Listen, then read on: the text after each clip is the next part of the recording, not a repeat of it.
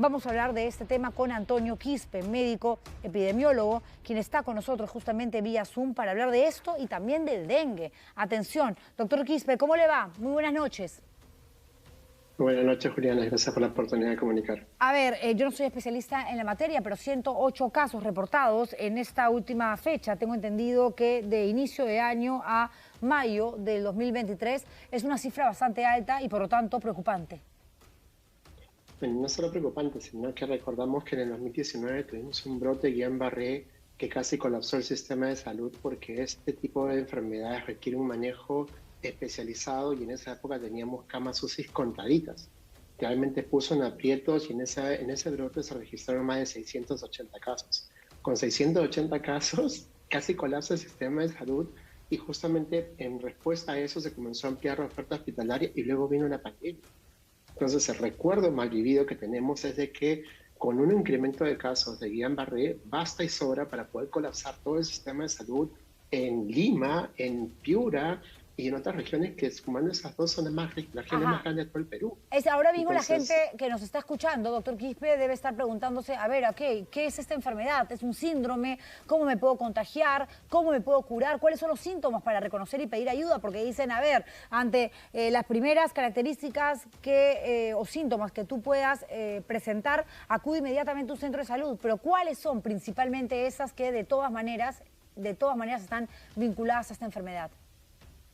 la verdad es que nada, que es un síndrome neurológico, ¿no? Se describe como un síndrome de parálisis flácida, que es decir, que de inicio tienes una sensación de hormigueo en las piernas, hormigueo en los miembros superiores, que luego empieza a tener debilidad, o sea, quieres coger el vaso, se te cae, quieres caminar y la pierna como que tienes que arrastrarla, y eso tiene dos formas, ¿no? La forma ascendente y la forma descendente. Empieza en miembros superiores, empieza a bajar y se acerca al cuerpo, o empieza en miembros inferiores y empieza a subir, los pies, luego las piernas, luego los muslos y Sí. literalmente las personas empiezan a tener control de sus músculos.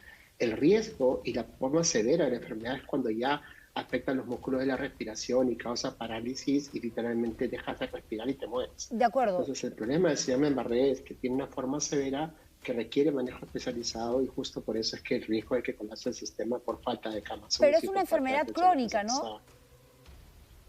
Es una enfermedad de la cual no se conoce la causa. Existen hipótesis detrás de ella que son asociadas a enfermedades infecciosas, ¿no? Se ha estudiado Campylobacter jejuni, se ha estudiado dengue, se ha estudiado otra forma de enfermedades respiratorias, gastrointestinales, pero a ciencia cierta no se desconoce cuál es el síndrome, cuál es la causa del síndrome. Y en el Perú, como te decía, tenemos un estudio que fue publicado a propósito del brote del 2019, en el cual se caracteriza al síndrome de Guillain-Barré como predominantemente descendente, pero en este caso, en este brote del 2023, tenemos una forma que es distinta, ¿no? El 71% de los casos es ascendente. ¿Qué quiere decir esto? Que empieza en miembros inferiores la debilidad y empieza a subir. Entonces, en el 2020 teníamos el 58% de los casos de forma ascendente y en el 2019 era predominantemente descendente. Ajá. Entonces, son formas clínicas que difieren y que si uno mira la estadística que reporta el CDC en cuanto a cuáles son los antecedentes infecciosos, la gran mayoría reporta algún tipo de infección previa a nivel respiratorio, a nivel gastrointestinal o una enfermedad similar, ¿no? ¿Cómo te contagias? ¿Tiene algo que ver, de pronto, encuentra usted alguna relación entre este aumento de casos de Guillain-Barré con el dengue? Primero, no es contagiosa, y eso hay que decirlo que es muy importante. No, de No acuerdo, es pero una una enfermedad persona que que se se ha contagia. infectado, ¿no?, y que tiene dengue, ¿podría ser más vulnerable a desarrollar esta enfermedad?